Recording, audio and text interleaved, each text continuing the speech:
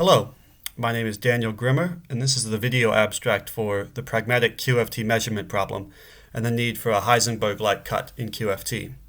You can see the archive reference on the screen, and there's a link in the description below. What is the Pragmatic QFT Measurement Problem? Well, I'm claiming that there's something deeply wrong with how we commonly make predictions from quantum field theory.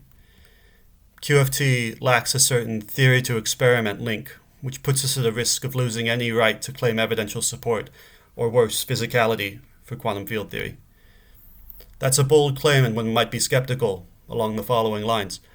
What do you mean QFT has a pragmatic disconnect? QFT has made so many fantastically accurate and precise predictions. For example, the muon G-2 experiment at Fermilab has confirmed the standard model to some precision of per parts in a million. Right? If something were rotten or ambiguous in the way we made predictions from QFT, it would be a miracle if so many of them were so well confirmed. To that, I invite you to consider the analogous scenario with what I call the Sophomores quantum theory.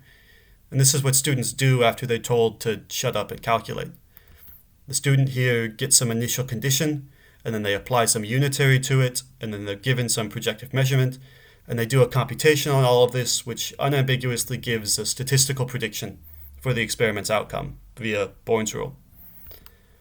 Many physicists and philosophers, however, are dissatisfied with the Sophomores quantum theory and claim that it lacks a certain kind of connection between theory and experiment, even at a pragmatic level, which is highly troublesome. I mean, yes, the sophomore can give their unambiguous statistical predictions given these mathematical objects, an initial state, a unitary, a projector. However, these themselves haven't yet been satisfactorily connected to our real-life experimental setups. I mean, specifically, the sophomore has no answer to the question, in modeling this piece of lab equipment, exactly which projector am I supposed to use and when?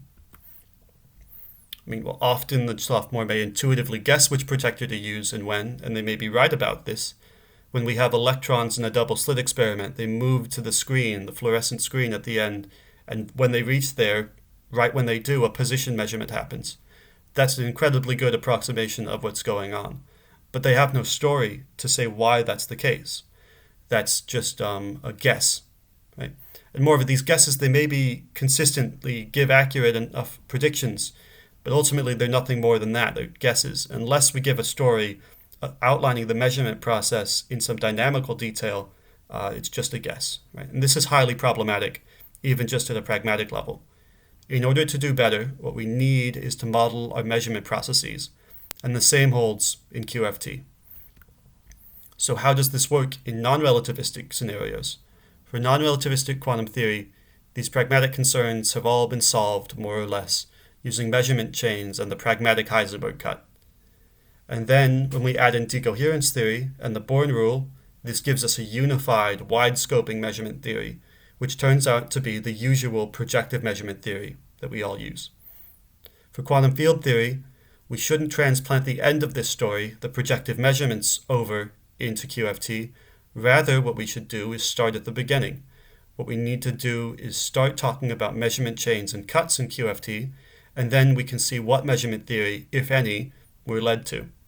And as I discuss in the paper, if we want a unified, wide-scoping measurement theory for quantum field theory, our current best hope is with Unruh-DeWitt detectors. And you can see this reference here where a measurement theory of that type is presented. Thank you.